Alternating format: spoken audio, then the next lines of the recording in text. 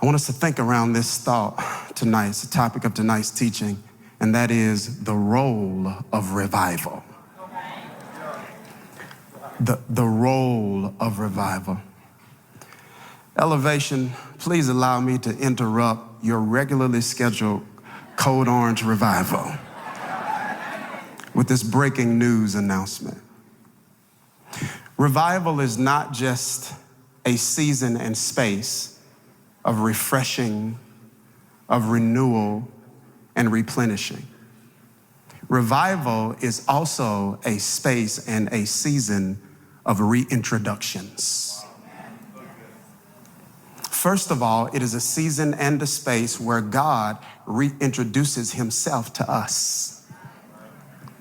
It's in revival where we have Moses moments, and he pulls back the curtain and exposes us to degrees and dimensions of his presence that we had not experienced prior to this season. And the difference between a moment and a revival is that God allows us to linger in something longer than a moment. This type of exposure awakens in us an appetite that will no longer be satisfied with the mediocre and the mundane. It awakens in us an appetite that insatiably and passionately pursues the presence of God in ways that you had not pursued prior to this exposure. Because the danger of exposure is this: once you've been exposed, you can't be unexposed. Once I've seen something, I can't see it. Once I've felt something, I can't unfeel it. I don't even know if that's a word.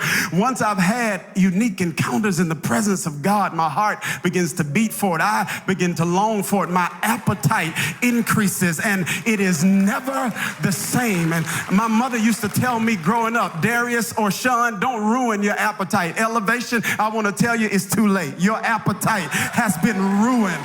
God has awakened something in these 9 days that will change your appetite forever.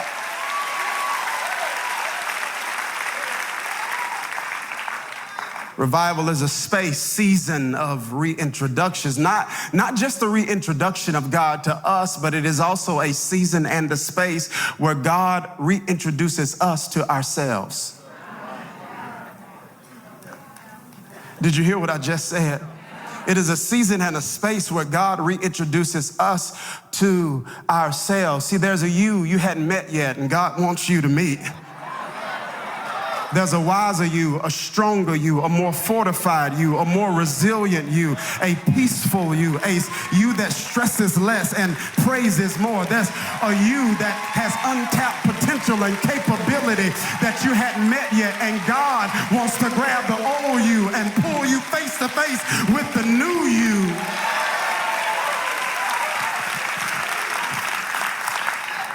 You can't see God differently without seeing yourself. Job put it this way after his ordeal and his uncomfortable encounter. He said in Job 42, verses 5 and 6, my ears had heard of you, but now my eyes have seen you. Therefore, I despise myself. You can't see him differently and not see you differently. You can't see him as bigger and not see yourself as stronger.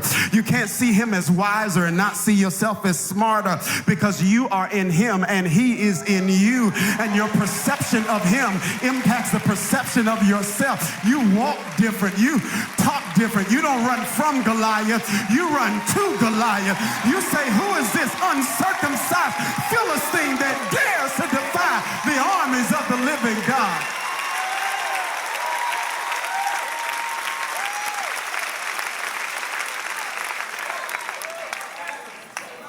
He wants to reintroduce you to you. And this reintroduction of you to you is not just for your excitement. It is for, family, your assignment. I want to say that again. This reintroduction of you is not just for your excitement.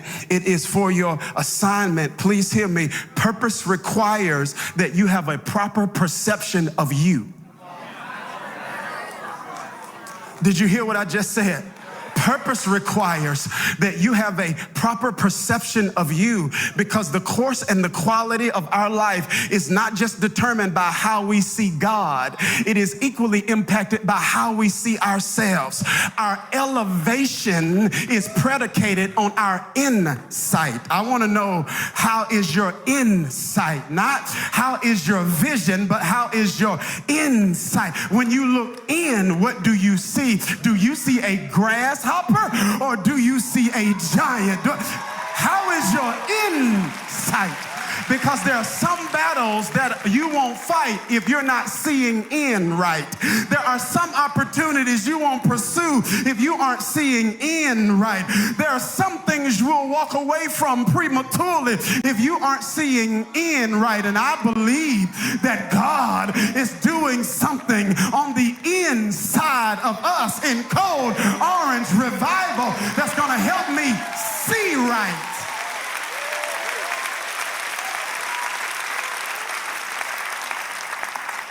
I need to see,